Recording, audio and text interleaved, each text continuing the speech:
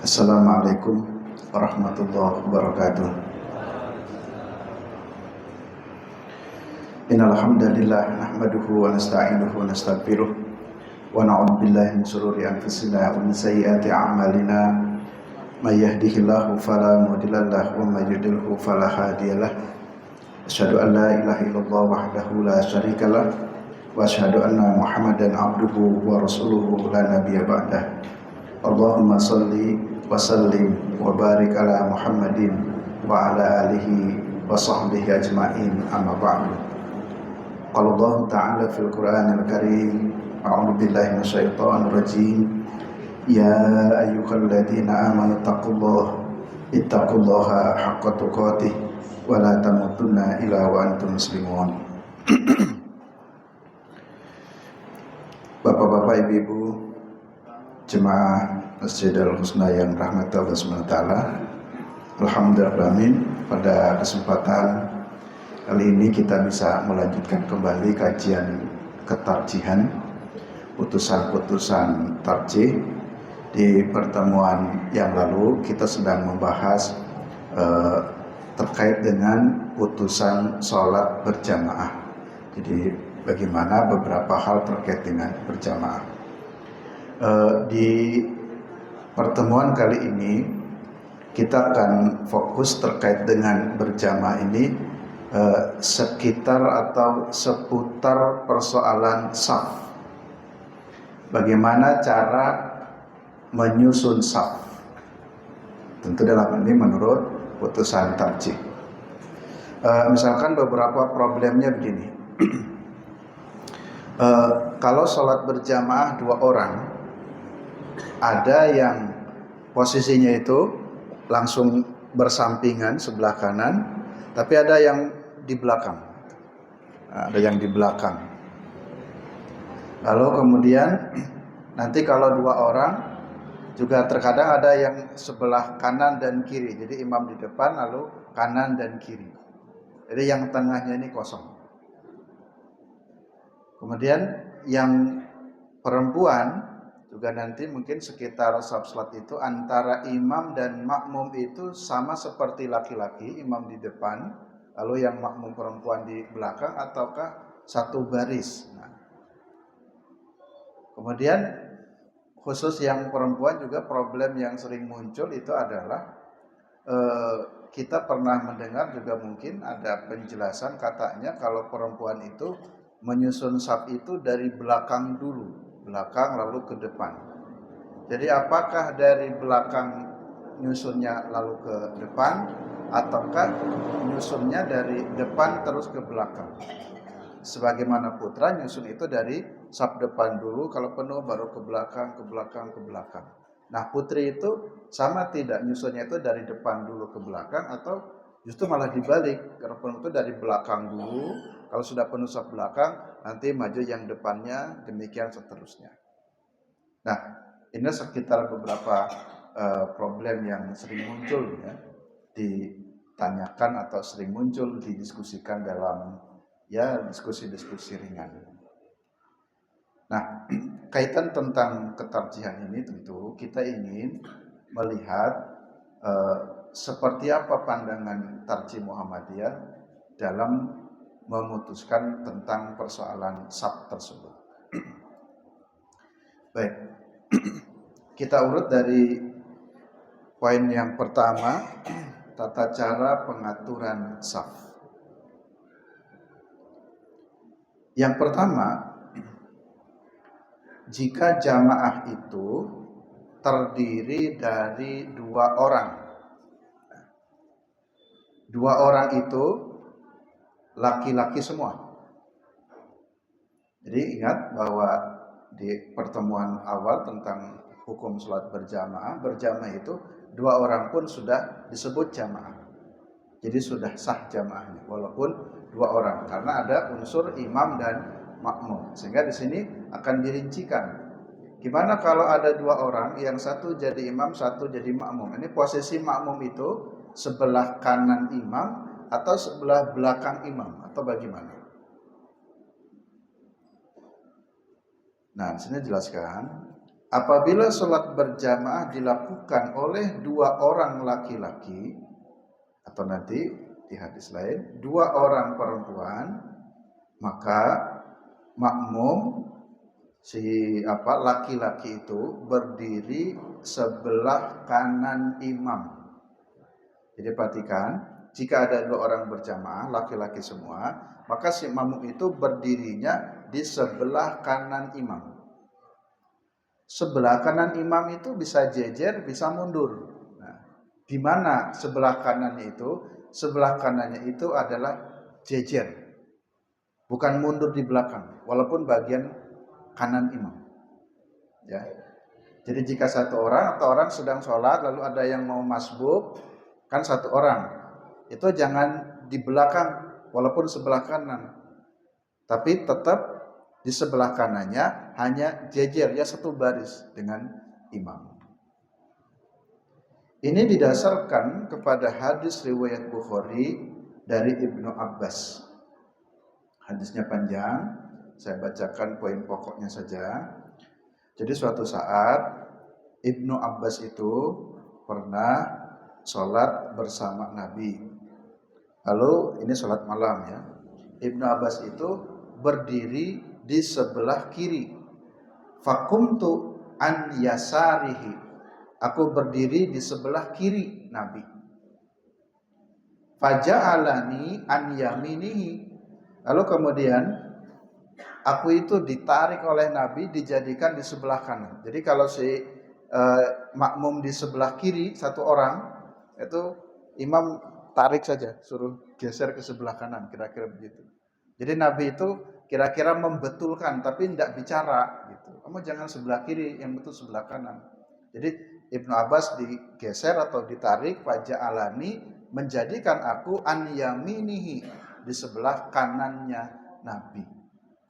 Nah, inilah hadis Bukhari untuk menunjukkan dasar bahwa jika makmumnya hanya 1 orang sama laki-laki, itu di sebelah kanan imam, bukan di sebelah kiri. Nah, kemudian mana yang menunjukkan sejajar atau mundurnya? Ada hadis lain sama dari Ibnu Abbas. Ataitu Rasulullah sallallahu min akhiril laili fa sallaitu khalfahu fa akhadha bi yadihi fajarrani faja'alani hidaahu. Nah, ini ada kalimat faja'alani hidaahu, kalau beliau mengambil tanganku dan menarikku sejajar dengan beliau. Nah, maka berdasarkan riwayat ini, cara menyusun saf yang benar, jika 1 orang laki-laki di sebelah kanan imam dan posisinya sejajar dengan imam, bukan mundur di belakang. Ya. Tentu kami Muhammadiyah juga menghargai jika ada yang berbeda pendapat. Hanya kalau putusan tarjih, ya kalau 1 orang ya di sebelah kanan imam dan jejer, jadi nggak mundurnya di belakang. Kan kita pernah melihat yang begitu Pak ya. Jadi ada yang di belakang gitu, walaupun sebelah kanan. Nah, ini berdasarkan hadis ini sebelah kanan plus jejer. Baik. Sekarang yang kedua. Jika jumlah jamaahnya itu 3 orang. Kalau tadi kan 2 orang. Sekarang kalau jumlah jamaahnya 3 orang atau lebih, bagaimana cara menyusun safnya? Apabila jamaah terdiri dari 3 orang, semuanya laki-laki, maka pengaturan safnya adalah 2 orang makmum itu berdiri di belakang imam dan imam berada di depannya tepat di tengah-tengah kedua makmum. Jika jamaah tersebut datang pada waktu yang berbeda, maka makmum laki-laki yang sendiri berdiri sebelah kanan imam, dan apabila datang makmum masbuk, maka makmum masbuk yang baru datang berdiri di belakang imam, dan makmum yang berdiri sebelah kanan imam mundur sampai lurus dengan makmum yang masbuk yang baru datang tadi. Nah, baik, kita perjelas dulu bunyi putusannya gini. Jadi tadi kalau 2 orang sebelah kanan, datanglah masbuk lain. makmum lain untuk masbuk. Nah ini yang orang kedua ini berdirinya di mana? Nah itu berdirinya di belakang imam. Nah karena berdiri di belakang imam, berarti makmum yang pertama yang di sebelah kanan imam itu mundur ke belakang. Jadi yang sebelah kanan imam tadi mundur ke belakang ketika ada makmum baru. Nah makmum baru itu posisinya di sebelah belakangnya imam. Ya di saf itu, bagian belakang imam. Nah, kemudian tidak ada kode yang khusus. Biasanya kan bapak-bapak mungkin suka nepuk punggung ya. Nah, nepuk punggung yang di depannya tuh kalau kita datang lalu nepuk punggung untuk memberi kode bahwa ada makmum lain supaya dia itu mundur. Nah, kalau di dalam putusan memang tidak dijelaskan kodenya seperti apa, tapi di sini hanya menunjukkan ya posisi saja. Jika datang makmum baru di sebelah belakang imam, di belakang, maka yang depan mundur. Jadi andai kata nggak ditepuk pun, ya kalau sudah paham mundur saja. Atau sebaliknya, mungkin jika mau nepuk pun, ya menurut pendapat saya nggak apa-apa, hanya untuk kode saja. Mungkin berdaya atau dikeraskan Allahu Akbar. Kan makmum yang sebelah kanan kan paham, oh ada makmum baru, tinggal mundur saja. Tapi sudah sah rakaat enggak mundur-mundur, nah tarik saja. Nanti kasih tahu, mundur kira-kira. Tapi tetap mulut kita jangan bicara. Nah, tapi di sini tidak disebutkan kodenya apa dalam hadis itu, enggak ada. Cuman menunjukkan itu saja caranya. Ya. Nah, saya sebutkan faja'alani an yaminihi tsumma ja'a shahibun li fasafafna khalfahu.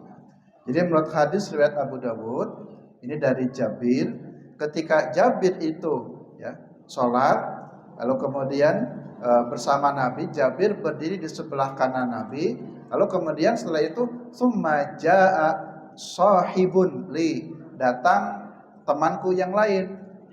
Nah, si teman berarti si makmum yang kedua itu ketika datang fasafafna khalfahu, beliau itu si makmum yang kedua berdiri khalfahu di belakangnya Nabi, sehingga baru Jabir ya mundur. Tapi sekarang kalau 3 orang itu bareng bersama-sama, 3 orang itu kan 1 orang imam, 2 orang makmum. Kalau sama-sama startnya bareng, kalau 2 orang makmum, ya nanti posisinya jangan jangan tengah dan kanan, tapi rata saja. Kalau yang tadi kan sebelah kanan, yang makmum kedua persis belakang imam sehingga tinggal mundur. Jadi sebelah kiri kan seperti kosong. Tapi kalau langsung 2 langsung saja. Kira-kira presisi imam ada di tengah kedua makmum tersebut. Yang berikutnya, jika jamaah terdiri dari imam, seorang makmum laki-laki dan seorang makmum perempuan. Nah, sekarang gini. Makmumnya itu ada 2 orang, tapi 1 orang laki dan 1 orang perempuan. Mudahnya begini. Suami jadi imam, kemudian anak laki-laki jadi makmum, dan istri perempuan tuh jadi makmum. Di mana posisi safnya? Kalau cuman 3 orang. Hadis riwayat Ahmad dan Nasa'i dari Ibnu Abbas diceritakan, Salaitu ila janbin Nabiyyi sallallahu alaihi wasallam wa Aisyatu ma'ana tusalli khalfana wa ana ila janbin Nabiyyi sallallahu alaihi wasallam usalli ma'hu. Dalam hadis riwayat Imam Ahmad dan Nasa'i yang sumbernya dari Ibnu Abbas menceritakan begini. Saya pernah sholat bersama Nabi dan Aisyah. Jadi ada Aisyah nih. Ini kan makmumnya 2. Ibnu Abbas, Aisyah. Lalu kata Ibnu Abbas, wa ana ila janbin Nabiyyi sallallahu alaihi wasallam, saya di samping Nabi. Karena 1 orang laki-laki samping Nabi. Sedangkan wa Aisyatu ma'ana tusalli khalfana, dan Aisyah itu berdirinya di belakang kami. Berarti bukan di belakang Nabi tapi setelahnya. Tadi intinya itu ya di belakang laki-laki, belakang imam. Atau umpamanya gini Bu, mudahnya, ibu pas sholat berjamaah dengan suami, kebetulan pas di rumah, itu kalau 2 orang, karena ibu perempuan, itu si perempuan itu jangan di sebelah kanan suami. Kalau perempuan tetap di belakang walaupun 1 orang. Yang di sebelah kanan itu jika makmumnya laki-laki. Tapi kalau makmumnya perempuan di belakang, tadi contoh imamnya suami, makmumnya cuma ibu saja sebagai istri 1 orang. Posisi ibu itu bukan di sebelah imam, bukan di sebelah suami, tapi langsung di belakang. Ya, jadi jika makmumnya 1 orang perempuan tetap di belakang, bukan di sebelah kanan. Nah, ini menggunakan hadis dari Ahmad bahwa Aisyah ya safnya di belakang. Setelah ini Nabi dan Ibnu Abbas. Yang berikutnya, sekarang ketentuan berikutnya. Jika jamaah itu terdiri dari laki-laki, maksudnya laki-laki yang dewasa, terus anak-anak, nih anak laki-laki. Kemudian perempuan, maksudnya perempuan yang dewasa. Kemudian anak perempuan. Itu kalau seperti ini kan kita besar nih, ada yang laki dewasa, ada yang anak-anak laki-laki, ada ibu dewasa, ada anak perempuan. Mungkin di masjid beda-beda ya. Ada sebagian masjid yang memberikan arahan anak-anak di saf belakang semua. Jadi jejer anak semua. Karena saf urutan pertama itu yang dewasa. Baru nanti berikutnya baru yang anak-anak. Tapi ada juga yang anak-anak itu boleh disempilkan. Karena kasusnya kalau anak semua di satu saf kan suka dorong-dorongan. Dorong-dorongan akhirnya rame. Karena rame akhirnya sebagian jemaah masjid atau pengurus masjid sudah apa-apa, anak itu boleh juga ada di saf depan juga boleh, di saf ini juga boleh. Tidak harus di belakang semuanya. Bagaimana jika kasusnya seperti itu? Baik. Apabila jamaah terdiri dari laki-laki, anak laki-laki, perempuan dan anak perempuan, maka cara pengaturan safnya adalah makmum laki-laki dewasa berdiri di belakang imam. Jadi setelah imam itu urutannya yang laki-laki yang dewasa semuanya, ya bapak-bapak lah katakan, yang dewasa. Kemudian setelah itu baru anak-anak, anak laki-laki, setelah yang dewasa baru anak laki-laki. Baru nanti urutan berikutnya perempuan dulu yang dewasa. Baru disusul berikutnya anak-anak yang perempuan di belakang ibu-ibu kira-kira begitu. Nah, jadi urutannya seperti itu. Hadis riwayat Bukhari menyebutkan An Anas radhiyallahu anhu qala Sallaitu ana wal yatimu khalfan nabiyyi sallallahu alaihi wasallam wa ummi Salim wa ummi Sulaim khalfana. Saya salat bersama anak-anak yatim di belakang Nabi, sedangkan ibuku Ummu Sulaim itu di belakang kami. Mafhum dari hadis di atas adalah dalam salat berjamaah yang terdiri dari anak laki-laki dan perempuan, maka pengaturan saf perempuan berada di belakang saf laki-laki. Baik, kita aturan formalnya dulu ya menurut hadis. Jadi urutan saf itu setelah imam, saf laki-laki dulu yang dewasa, baru nanti urutan berikutnya saf laki-laki yang anak-anak. Setelah anak-anak baru di urutan berikutnya perempuan yang dewasa, lalu belakangnya lagi anak-anak. Ini kalau menurut urut-urutan hadis seperti ini.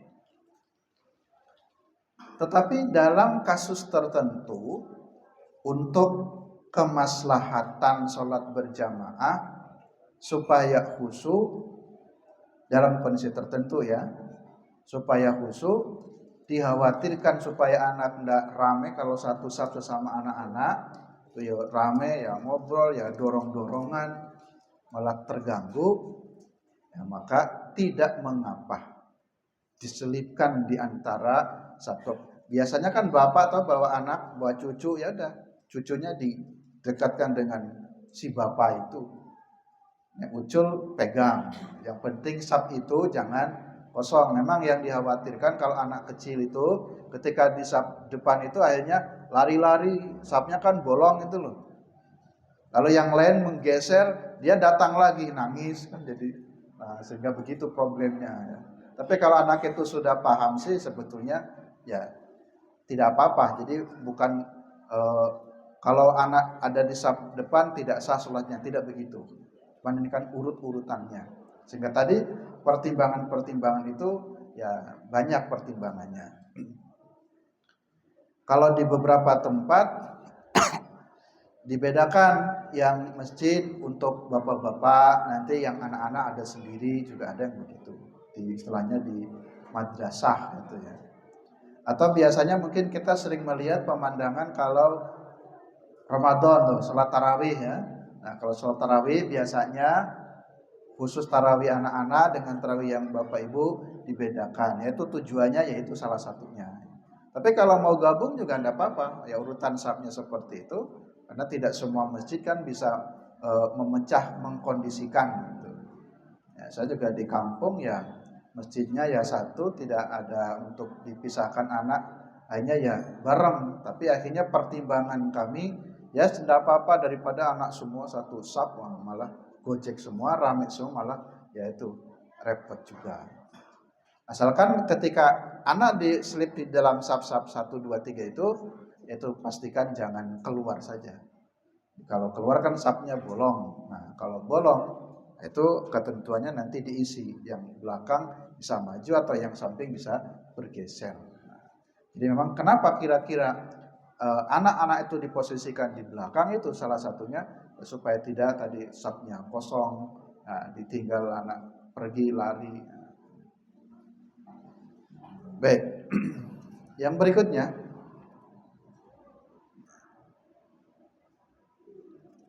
sekarang terkait saf perempuan. Nah, tadi sebelum masuk yang saf perempuan, di sini tadi disebutkan bahwa mafhumnya kita bisa memahami dari hadis Bukhari tersebut di atas, bahwa sholat berjamaah yang terdiri jika ada laki-laki dan perempuan, maka pengaturan saf perempuan itu berada di belakang saf laki-laki. Ini kata kunci pertama, saf perempuan itu di belakang saf laki-laki. Mohon maaf jika ada perbedaan pendapat ya dengan Muhammadiyah. Kadangkala saya mendapati masjid itu yang saf laki-laki dan perempuan itu menyamping itu, ya. Jadi menyamping, jadi saf laki-laki sebelah kanan, sebelah kirinya itu perempuan. Mungkin ada satu kondisi masjid yang memang mungkin seperti itu, tapi saya pernah juga ya berapa kali sering. Masjidnya sesungguhnya masih memungkinkan dibuat laki di depan, perempuan di belakang gitu. Tapi masih tetap menggunakan polanya kanan kiri. Nah itu yang saya belum paham ya. Tapi kalau dalam putusan tarjih ya tetap saf perempuan itu ya harus di belakang saf laki-laki. Nah sekarang khusus saf perempuan. Tadi yang saya katakan, terkadang ada perbedaan pendapat ketika khusus perempuan, apakah perempuan itu menyusun safnya itu dari depan dulu baru ke belakang, ataukah dari belakang dulu baru ke depan. Nah, persoalan ini masuk Isya Pak? Oke. Persoalan ini didasarkan kepada hadis Nabi.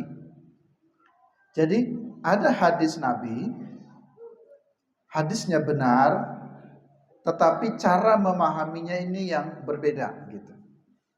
Nah, maka saya ingin bacakan dulu hadisnya supaya paham. Mungkin nanti ada, loh, kok Ustadz Anu mengatakan perempuan itu sebaiknya dari belakang dulu baru ke depan. Kok Ustadz Anu beda ya, mengatakan dari depan dulu baru ke belakang. Baik, mari kita perhatikan hadisnya dulu. Jadi hadisnya ini satu, hadisnya memang benar, tapi cara memahaminya ini yang kemudian berbeda. Hadis rawahul jamaah. An Abi Hurairah radhiyallahu anhu qala. Qala Rasulullah sallallahu alaihi wasallam, Rasulullah sallallahu alaihi wasallam bersabda, khairus sufufir rijal awaluha. Sebaik-baik saf laki-laki yang depan. Wasyarruha akhiruha. Seburuk-buruk saf laki-laki yang belakang. Jadi kalau laki-laki itu yang baik yang depan, yang buruk yang belakang. Tetapi ketika bicara perempuan, teksnya begini, wa khairus sufufin nisa, dan sebaik-baik saf perempuan itu akhiruha, yang belakang. Wasyarruha, dan yang buruk itu awaluha, yang di depan.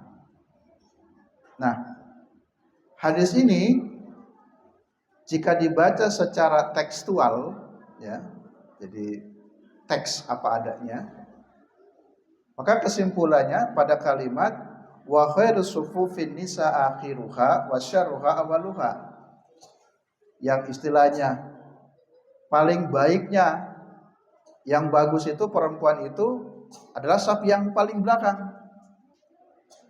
Baru wasyarruha, yang buruk itu yang di depan. Sehingga kalau begitu nyusun saf itu dari belakang dulu.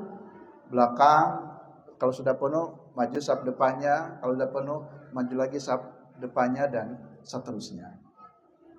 Kalau menurut teksnya, begitu urutannya. Kalau yang berikutnya, jika dibaca dari sisi-sisi yang lainnya, nah, apa maksud Nabi mengatakan seperti itu? Konteksnya seperti apa? Dalam kategori yang bagaimana? Nah, misalkan mohon maaf ya, di kalangan kaum muslimin juga masih ada perbedaan pendapat, perempuan itu tidak usah ke masjid.